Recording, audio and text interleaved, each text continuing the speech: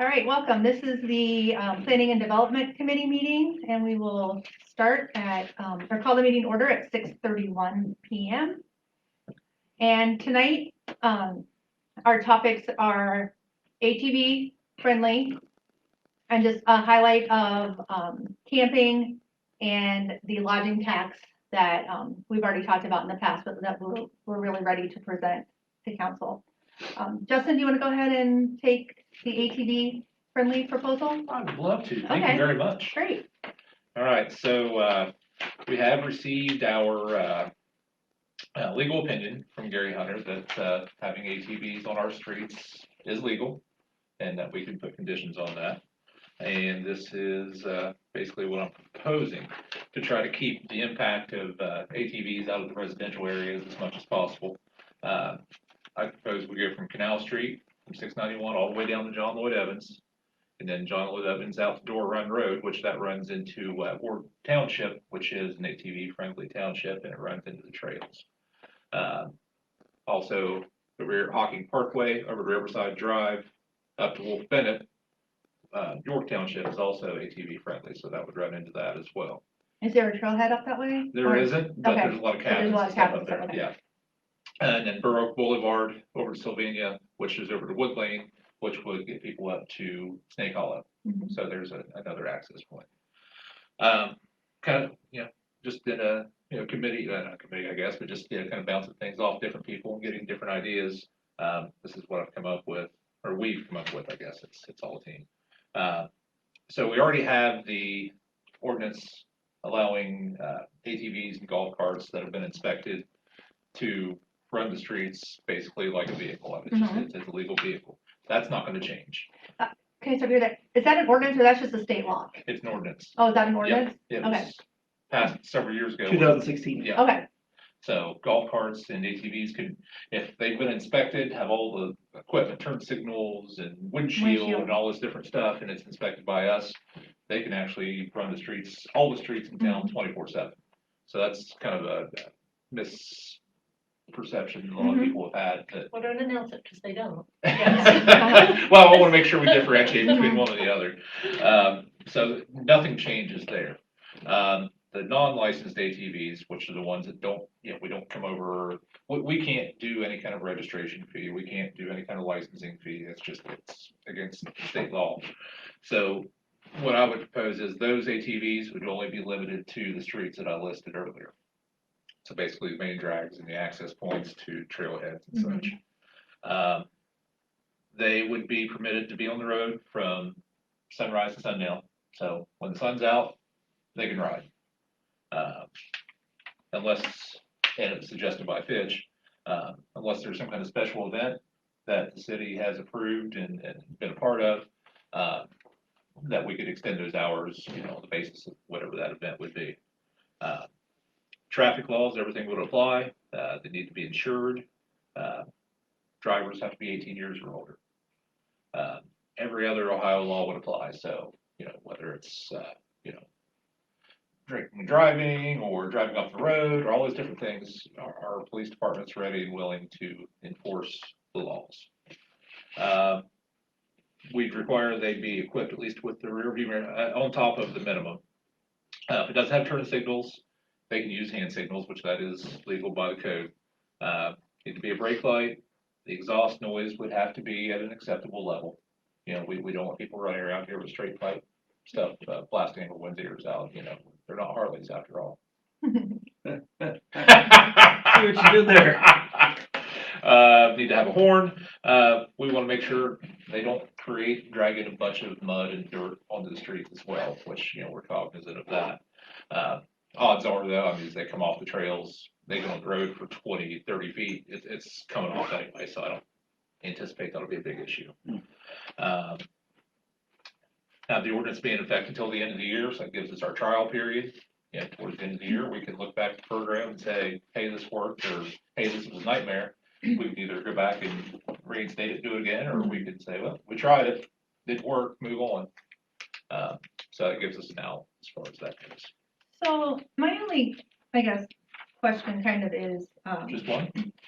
Just one. Wow. Well, I have more than one. Okay, Oh, I have cool. one. Sunrise sunrise today was 6:02 a.m. Yep. You know what time these people go out on the trails? No, Usually about sunrise. Okay. I'm just like, I'm like, that just seems really early. Yeah. Okay, And I think it kind of makes it simple too for anyone trying to enforce that, hey, it's only 6:55, you're not supposed to be out here until 7. okay, I think the sun's out, that's pretty okay. reasonable. All right, but then sunset tonight is at 8:54. Right. So And as we before go on, 9. it'll start dropping Yeah. off too, so. Okay. All right, legitimately, that was my only question. It's still my heart. Carla has several though, I see it Yeah. written on her face. So just question, one about like the mud, if that would become an issue. Do we have a plan for that? If it does become an issue, that will be, something our police department can enforce, if they witness someone out and throwing too much mud or, anything like that, that's an offense that they could stop and say, hey, that doesn't work. you So know. we do have something that says that. Absolutely. Yeah. Is there something that says, Not like- that specifically, but it would be it'd be kind of like blowing grass on the roadway or something like that, leaving debris on the road. Maybe just posting warnings or something? Yeah, and I think, as we get along, we'll have signs and, things like that, kind of inform people where they're at too. We'll advertise this and, kind of let people know what our expectations are as they come into our town, that, they leave it as well as they found it. And we're flexible on our side too, as far as if we have to run the sweeper in certain areas. The biggest areas are probably gonna be wherever they come in contact with asphalt or hard surface first. Maybe you would get it up on Wood Lane Drive, coming that way, cause that's relatively close to the trailhead, I think that last little stretch as they come out of the woods, it would probably be pretty, which is Ward, yeah. yeah. Um, And then Ward coming out of there, it's gravel, before you hit John Lloyd Evans. Riverside Drive, it's pavement for quite a while before you ever get into anything, so I don't know that it'll be too much of an issue. But I think we're, like Scott said, we're pretty flexible, that we can take. we can run the issues as they sweeper, that sort of thing on the established paths once a week. Not that you run the sweeper on Riverside Drive.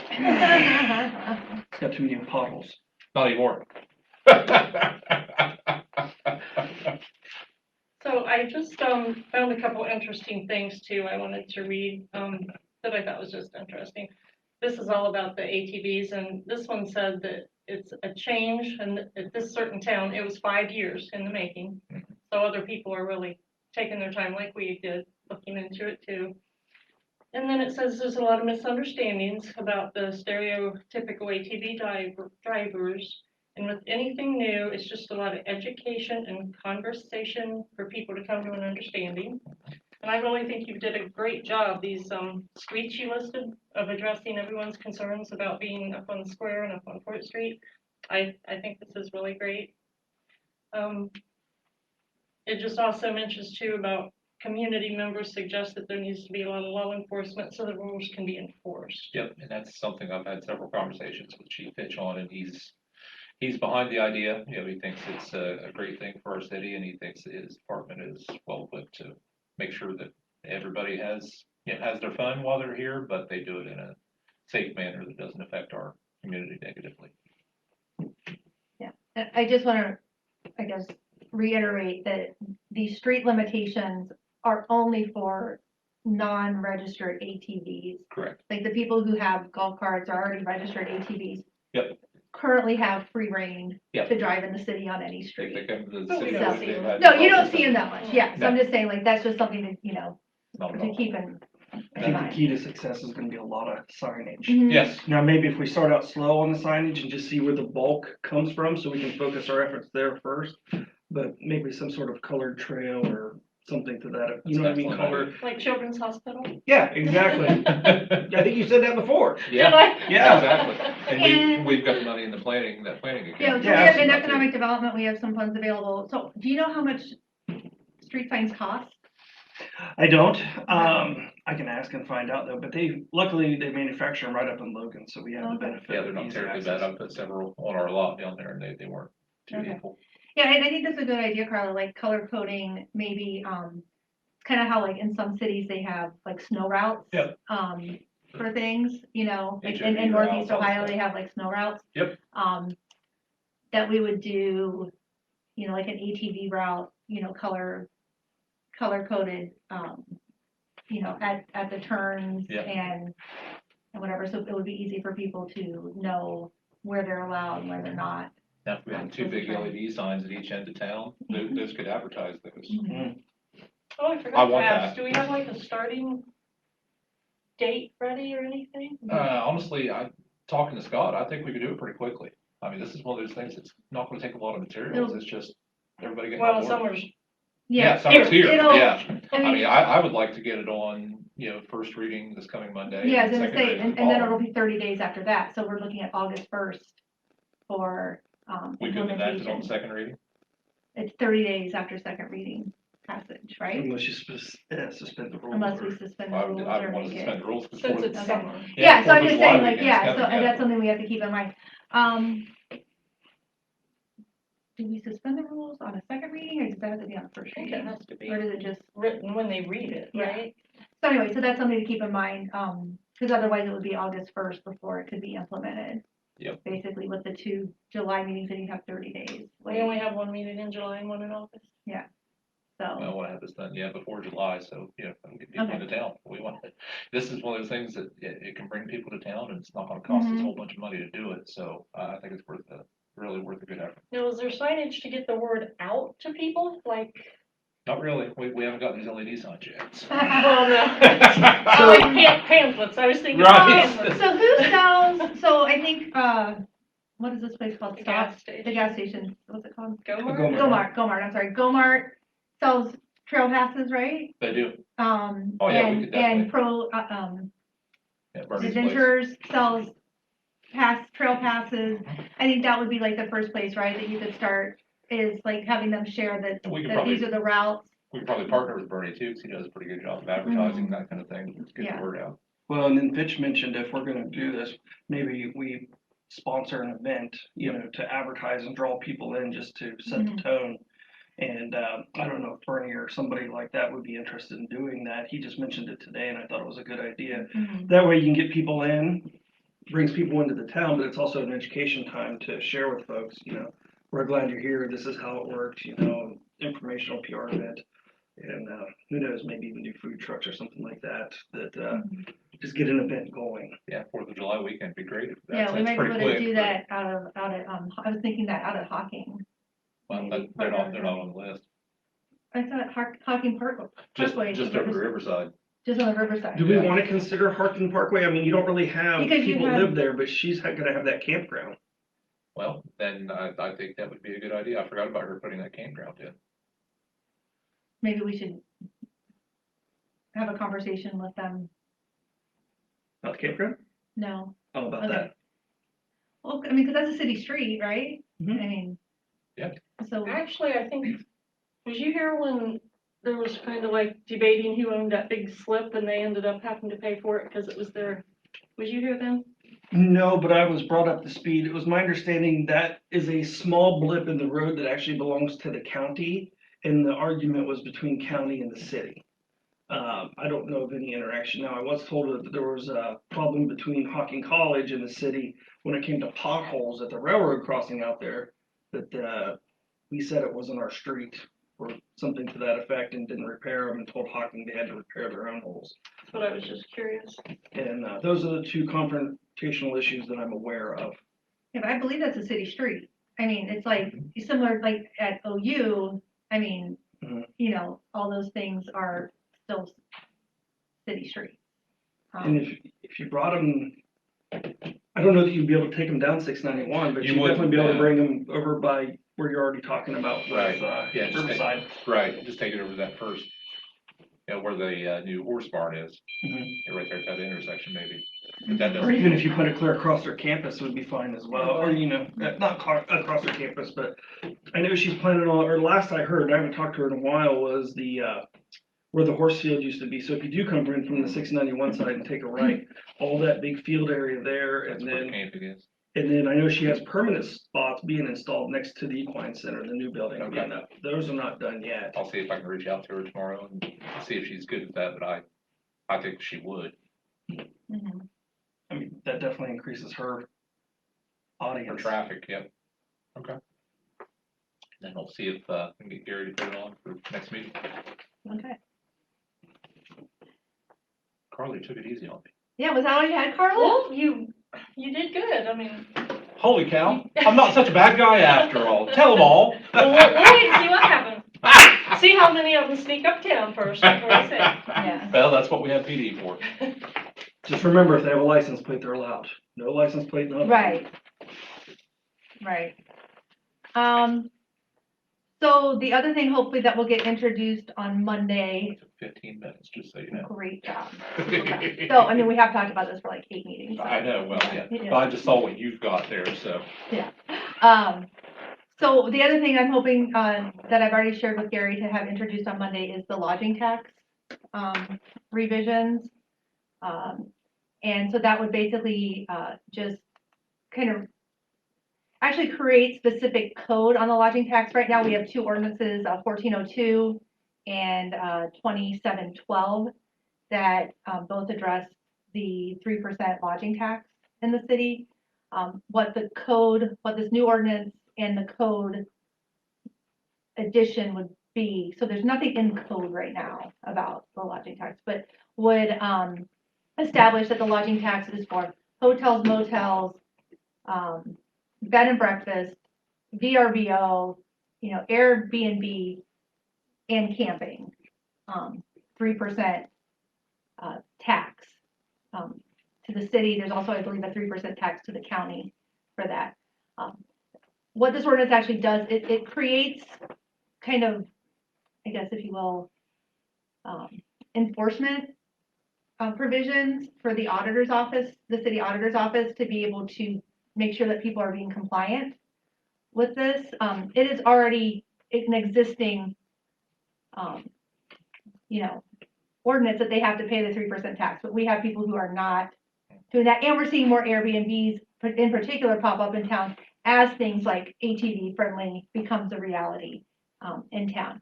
So basically what this will do is just allow the auditor to enforce it, establish penalties if they don't comply, the ability to, kind of ask them to show their books if they're saying that we only had 3, rentals in this quarter, when we know that. Is that legal to ask to? Yeah. Yep. And then, like I said, it allows the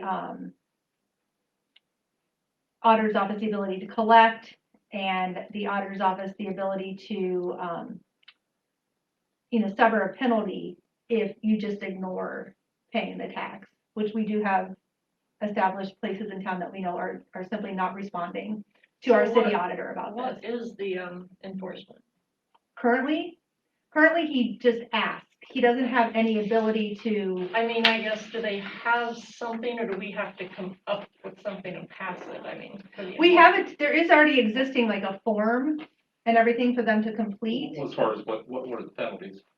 Currently, there are no There are penalties. none, okay. Because, it just established the 3%, but there are no current penalties. What this will do is create penalties. It will, currently, you're supposed to file your tax form 20 days after the end of the quarter. So the quarter ends, let's see, March 31st. So it's supposed to by April 20th, you're supposed to have filed. What this will allow is if they haven't filed by then it will start accruing interest, what they owe, at 1.5%. And then after, when they fail to do it, so after so many, I think after 90 days, so the next quarter, at the end of the next quarter, if they haven't done it, there's a $500 penalty per occurrence of not paying. Yeah, the idea is to make people be compliant, right? So this is something where I know Taylor's not here tonight, but I believe he told me that, let's say last year they collected in lodging taxes, Oh, it's way up. like maybe not even $1,000, I don't think. And this year already we've collected like $5,000 or $6,000. So there is, collections that need to be done. And so this just allows that to happen. Really, it just, like I said, there's 2 ordinances that establish this, but there's just no enforcement attached to it. So this really just creates enforcement opportunities for the city. Kind of like water bills before, people just blew them off, now we put them on their taxes, now they pay them. Perfect. So, like I said, like we've talked about this, and this is pretty much everything that we talked about, this is kind of just in writing now. And then for camping, there's gonna be two things that will ultimately get introduced. One is camping that really, I guess just called camping, that really deals with, kind of that illegal nuisance camping, issues. So like, not being able to, camp in parks, on public property, all of that. Actually, have to camp on a campground, so. Yes, and, playgrounds, that kind of thing.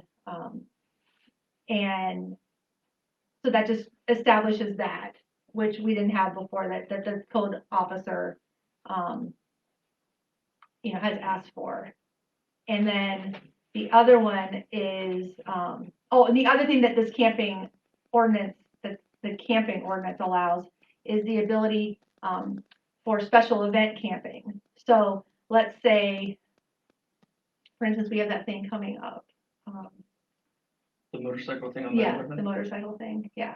So you could apply for a special permit camping, and then in that it says that a reasonable fee to be set by city council shall be paid in advance by the applicant if they want to create, like, you have an open field at your house and you want to do special event camping there or something, that you could apply for that, and then it would get approved. Who would have to approve that? So I think that would be by code or the city manager. I think that's a good idea. Would we want to open up Polly or Crabtree, especially Crabtree, because it doesn't get used currently at this time? I mean, if something changes, then that might be off the table. But for special events, I know, used to be folks would go camp, or they would camp down there when Parade of the Hills came. I don't know if they still do that or not. No, I know, because they use it for The ball the game. the old timers game the Sunday of the Parade of the Hills. I mean, at Polly, they would bring Oh, all at their Polly. campers and Oh, stuff yeah, I don't down there. know. I couldn't tell you. I couldn't tell you either. But if we did, like, say there was a music fest or something and they wanted to put it on Crabtree, Mhm. Primitive camping, somebody wanted to sponsor that event and do, I don't know if that's just something, because right now it never gets used. It's such a nice field that just doesn't get used. Yeah. I think it's something to consider. We could, but anyway, so this would just allow, like I said, in this camping ordinance, it does allow for somebody to apply for a special permit for kind of like one-off. Will we have to set the fee for that in the ordinance, or would Scott be able to set? We would set the fee, I think what we would do is we would set it by a separate ordinance, because then we could change it if we wanted to update it like annually, or we see that it's getting used a lot, then, we might want to. Take advantage of Yeah, that? Is absolutely. that what you say? Absolutely, especially if we, Capitalize. especially if That we sounds better. lose Yeah. income tax, yeah. So, yeah, and then it allows, the ordinance also gives power to the city manager to make additional rules and regulations. Yeah, so who is the hearing examiner? I didn't know we had a hearing Does examiner. it say that? Huh? Where does it say that? Oh, I didn't write down where it says it, I'll have to search it. but it's, So, like I said, I borrowed this, it's several things that I've cobbled together. it was But I would something guess had to that be would be approved by the the, hearing examiner, and I just didn't know who that was. And wait, was that in the camping ordinance or in the RV parks and campgrounds one? The one that has the XXXX. for They the- both do. Oh, well then. That's set so that Gary can use it to establish where it goes in the code. You were much more refined in your presentation than I. Yeah. I don't see that in this one, so it must be in the RV parks and campgrounds. Yes. Ordinance, Yes. which that's is, the one. And while we're on that one, I wondered what a hydrological study would cost them if they have to do that before. So H&H studies, those are expensive. Because it says they have to have one before they have a campground. If they're in the floodway. So floodplain and the floodway are different. So anything in the floodway requires an H&H study. Everything else in the floodplain requires a floodplain permit through us, which we ensure basically at the local level that they follow all the rules. So for example, everybody loves to bring up the dirt at my house.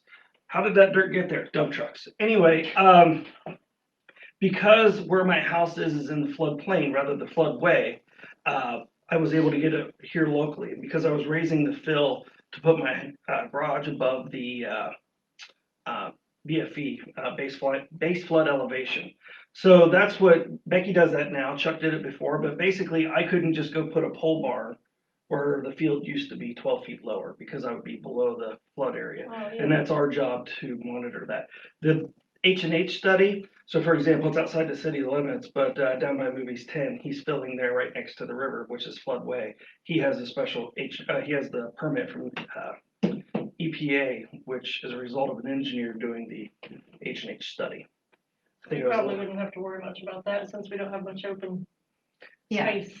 here. But I think it is something you want, because if somebody was trying to build or do something in the flood way, you know, you Oh, yeah, you want to wanna make have it sure in there, it's, yeah. yes, yeah. So, And I think this probably is relevant to this committee. If the floodway gets expanded, as we've been arguing since 2012 or 13 with the EPA, that will drastically, based off their proposed corridor that they basically have it coming out of the Crabtree, because that's not a real levee, and going down Columbus Street, and basically hovering the all the way Columbus to into Jefferson, around, and I think down either Chestnut or Poplar, I don't remember. But what happens is we will no longer be able to do anything in the floodway without an H&H study. So therefore, you've killed any new buildings, any new mhm. Where do we, anything. where do we stand with that? Well, the last time we all had a discussion with them, we haven't heard since, and it's been almost a year ago. So, By the time they make a decision, they'll be reevaluating it again. that's, well, it is. So it's every 10 years, it's supposed to be Mhm. reevaluated. And Maybe that's a good thing, maybe. It is. I mean, it is a good thing. So the argument is, how did the floodway make a 90-degree turn in front of, what is that stadium down there, OU Peden? Yeah, Yeah. yeah, Yeah, somehow the river's able to do a 90-degree turn and go around that Yeah. stadium, which in the original drawing, it was through the stadium, which didn't magically Well, change. that's okay. Last time it was through my house, which sits on top of a mountain, so. Yes. yeah, that's interesting. Yeah. Yes. So really, the purpose of this, especially in terms of RV parks and campgrounds, to like formalize camping areas is, especially when it's within our city limits, is we want to make sure that it's safe, that, you know, public health is taken into account so that there's restrooms, plumbing for people to, you know, be able to wash their hands, that we're addressing, you know, things that, you know, should be addressed. This is our city. It's not like, you know, if it was in the county, you know, it's different. But again, you know, you also don't want necessarily to see this, like, I don't know. We don't want to turn into a shanty town. Yes, Yeah. I didn't know how to say that with more finesse, but thank you. I'll That's, come yeah. up with my vision. Okay, so, yeah, you know, and Carlos, some things that we had talked about, right? Like that if there's gonna be overnight camping, especially if it's along the river, there needs to be somebody, an attendant there, Right. you know, all the time. It also talks about, you know, garbage and, you know, how that's being collected and making sure that it's clean, and because we don't want that stuff to end up in the river. You know, the river is our, you know, is one of the things that we're trying to use to draw people here. So we don't want people to like be camping along the river, right, and throwing garbage and stuff Right, in the that river. was a- And if that happens, we need to be able to go back on somebody and make them responsible. Yeah, last for time it. we did that quickly. So, So I think there's a completely different topic relevant to this, and then also, well, it's a gray area, really. Mhm. So these tiny houses, we actually have a couple of them coming in town now. I think they're cool. Right now, by the code, they're not breaking anything because they're not a mobile home and they're not a camper.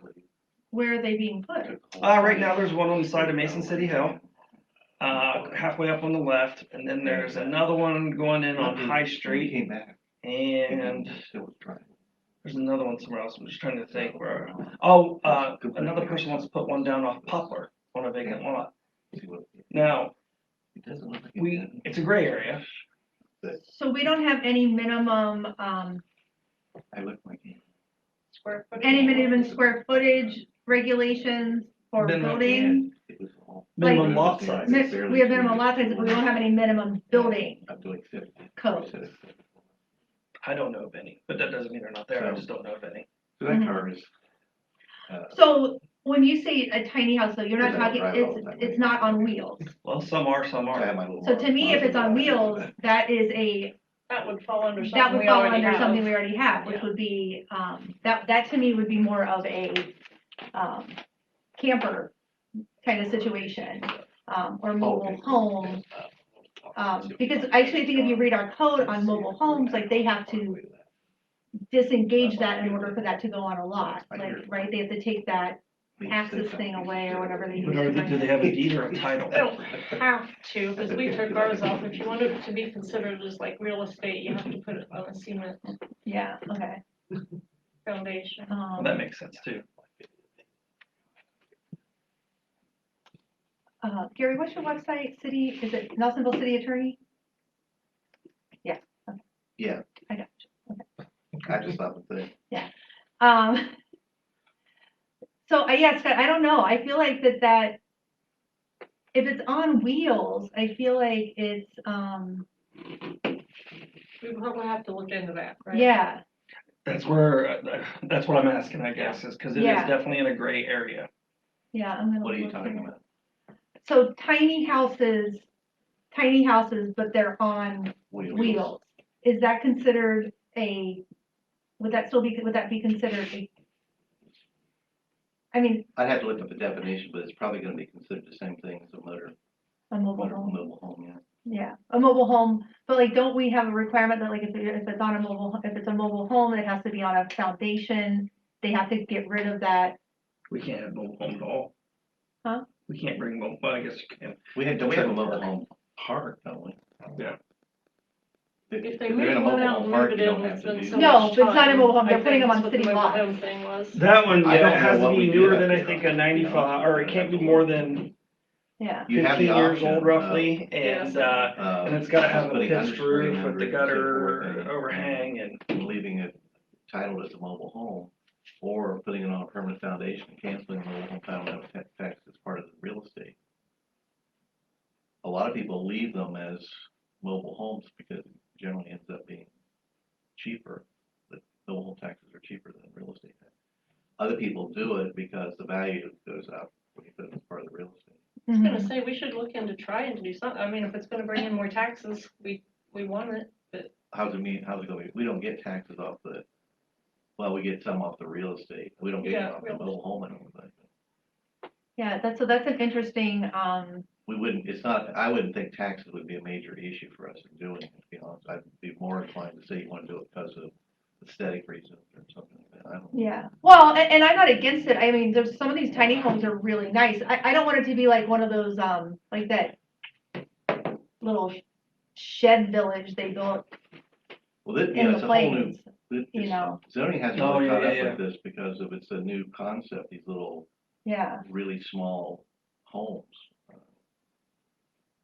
You've got a lot of them are under 500 square feet or something. Mhm. yeah, And a lot of people don't want the ability to move them around, They don't necessarily want to put them on permanent foundation. yeah. Yeah, we need to. Like, some people so use how it. would you hook up your sewage and stuff like that? If you're not on a permanent, like, Scott, They have hookups that you can do. You plumb them in like a normal house. Yeah. It's not like a camper where you just, can. So I just did a quick. but if you're plumbed in like a normal house, then wouldn't you be On considered wheels. a home? I mean, Well, yes. So here's what it says. I just did a quick Google search, Dr. Okay. Google. Gotcha. And Dr. Google says there's two types. One on wheels, they consider them recreational vehicles. So like Okay. that one going up there, which makes perfect sense. And then tiny house on a foundation is legally considered an accessory dwelling unit. And they come basically in on a flatbed and set it down, and then you plumb in your electric and plumb in, or hook up your gas and electric, if whatever. So I kind of feel like if it's considered a mobile or an RV, a recreational vehicle, that wouldn't be allowed permanent placement on a city lot, because we do have code against that. That's why we need an ordinance addressing tiny homes specifically. So, We Which can is add planning we can meeting. add a definition of whatever we want. That definition he's giving is for purposes of motor vehicles, I assume, law and so forth. Zoning Okay. would be up to us what we want, how we want to classify it. okay. Well, guess what we'll talk about next So you time we have- meet? so you Was have it what? both? Bunch of them are moving in here or something? Well, he says there's two. He knows that one, does it already exist, Scott? Or is it coming in? I believe, or I know for the fact the one on Mason City Hills there, I think the other two are just permits at this time that they're asking for. I don't know of any other ones that are actually in the city limits yet. Okay.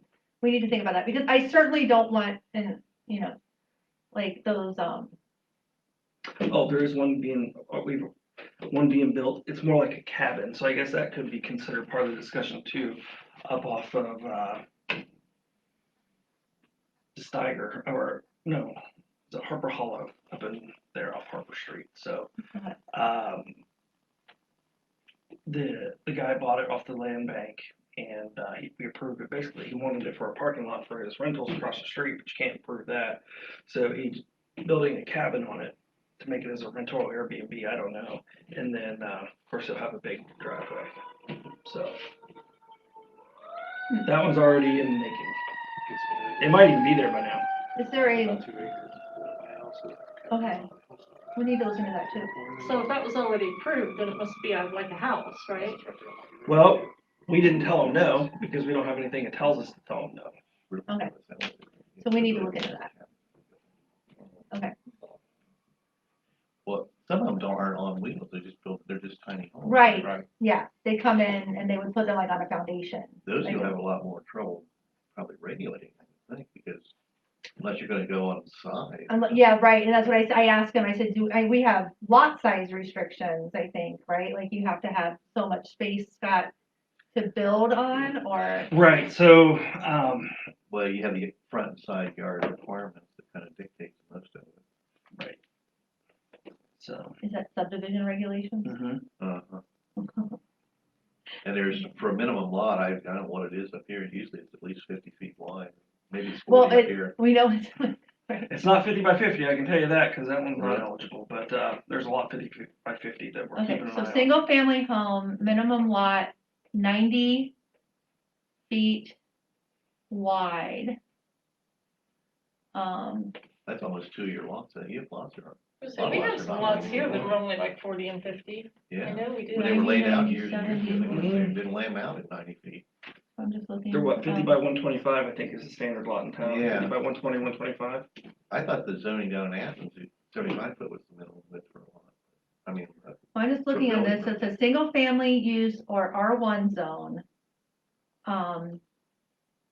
Minimum lot width. There's like multiple, so it's like 90 feet, 90 or 70.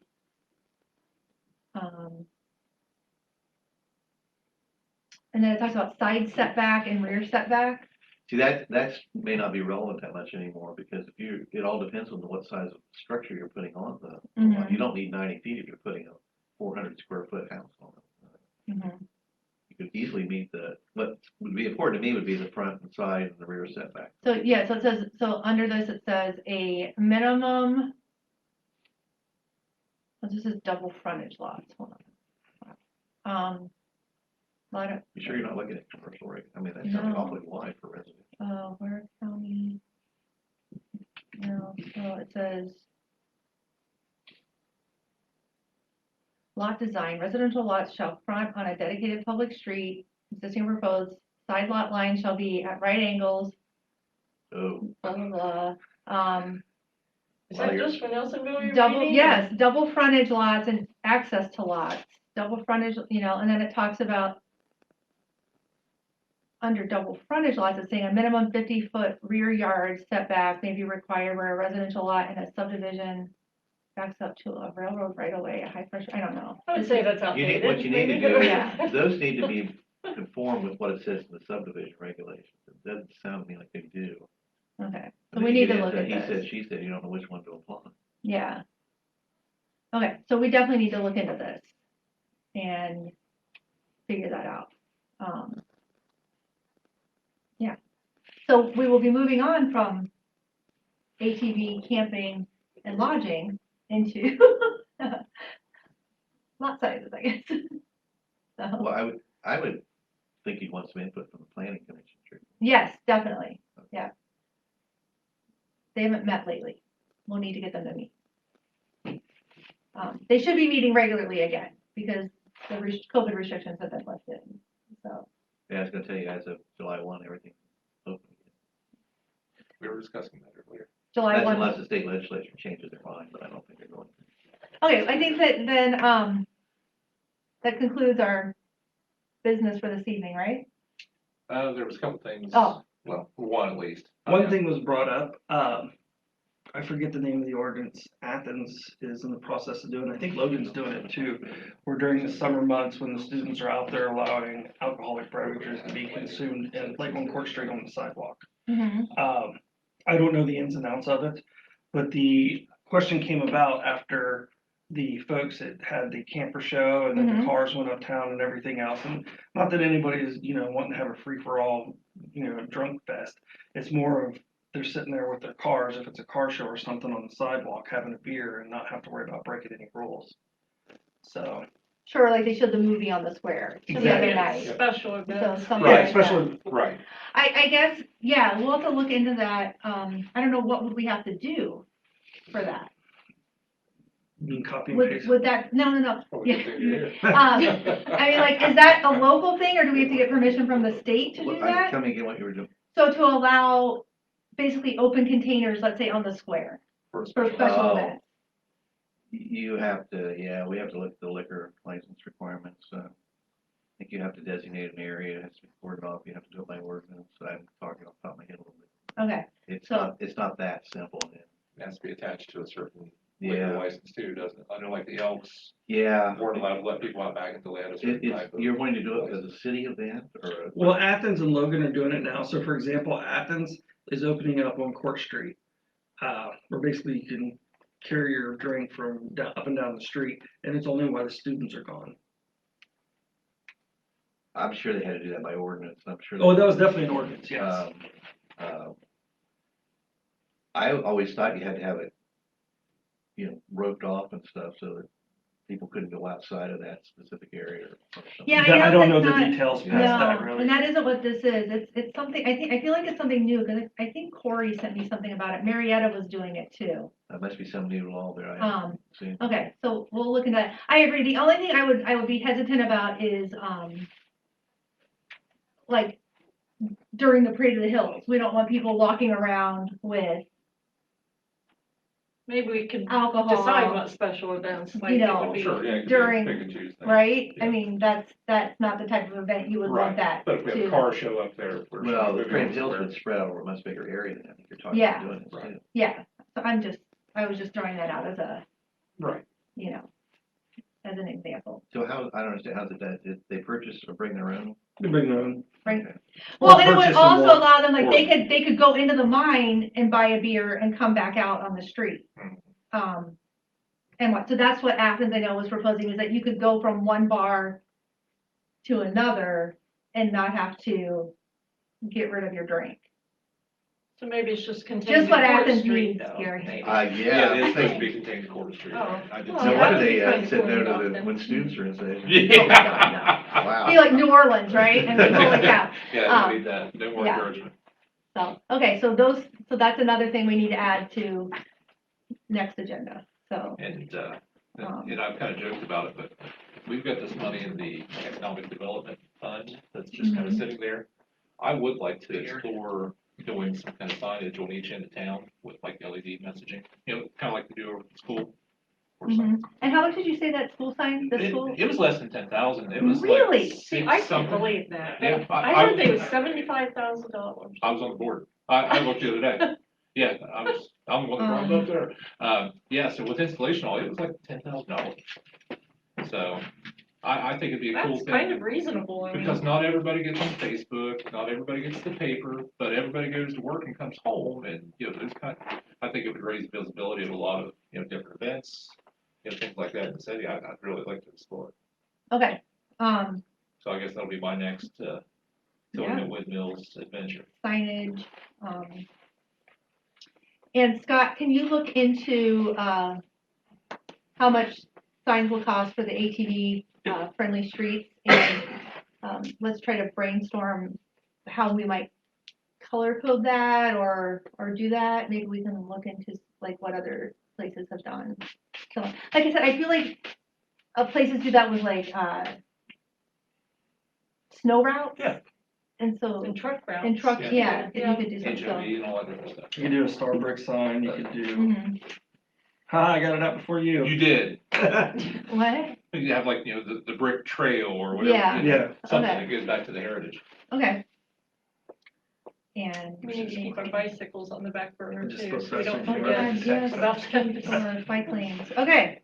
All right. So next up, I'll reach out to planning commission so they can look into the zoning stuff. We'll find out more about alcohol zones, signage and bike lanes. So actually I have a bike lane update. Okay. So I found this out today, oh, that's not Michael Betts.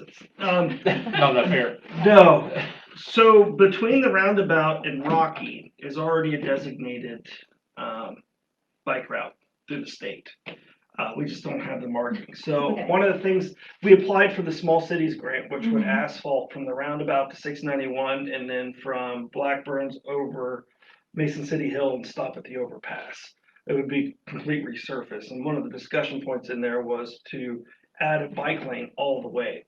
Now, adding the bike lane should not be an issue at all to the area that's already approved by the state, which means we could use those funds to paint that in there. After that, I don't know who to ask or if we just do the bike lane throughout the rest of the city and we would just pay for that paint on our own at that point. So that would be south or whatever, east of, Basically Borough Rocky Boots Boulevard. to, Well, yeah, that'd be a no-brainer. Rocky Boots to 691 to 690, well, for the bike lane. for the bike lane. At our expense, we would add that bike lane. So I drove for the first time in forever, like that Haydenville, like down kind of the old way we used to come into town. And they do have bike lanes on both sides of the road. It's not just one side of the Oh, road. yep. It's both sides of the road. So basically from Haydenville almost down to like below where that little roadside park is. But then it kind of becomes gravel. The road gets really bad and it kind of becomes gravel. So there aren't bike lanes there. So they are on both sides of the roads though. I know at one point we were talking about would it be just be on one side of the road or both sides, but I guess it has to be on both sides because you have traffic going in two different directions. So, well, and the other option we have too that's really is just make it a lane share. Do this bike symbols down through there like they have going down Watkins Street now, you know. I think that's a good idea, actually, I really do, to It's- share the street. yeah. Because if you try to make a bike lane and then you kind of worry about it and then, I don't know. Just going down State Street's kind of scary, you know, Yeah. and so. It's a little tight, It's- yeah. Yeah, Okay. All right. Anyways, found that out today, thought I'd share. Okay, no, that's good information. Okay, we can, I guess, look at that more too. And we applied for, you said, what was it called? A Small cities grant. small cities grant. So was originally advertised as 23-24 fiscal or calendar years. However, we found out that there might be an option to squeak in under 22. So if Michael Betts is submitting it on the 15th, and then if we get approved, then we have to come up with 5% and which will be roughly 120,000 for us because it's a very expensive project to go that far. Just doing a bike lane? No, repaving No, everything. Oh, It's all repaving brand- everything. I was like, what? No, that is fresh asphalt from 691 to the roundabout, and then Desperately needed. Borough Boulevard up over Mason City Hill, and it would stop at the overpass. Okay. So, very expensive project, but our share would be a little over 100,000, which I think is mouse turds if we're gonna A get that bargain much. if we're getting that much asphalt. Yeah. Yeah, okay. So we don't know when they'll let us know. We hope by the end of summer, maybe late July, early August, we'll find out if we got it. And then we'll know what year to program for it. If it's 23 or 24 and we get approved, that's good. We know it's coming. And then we can just program monies, save for a couple of years to pay for that because we know that bill's coming. So, Okay. Perfect. Okay. All right, sounds good. Okay, so we're going to adjourn this meeting at 7:21 PM. Thank you.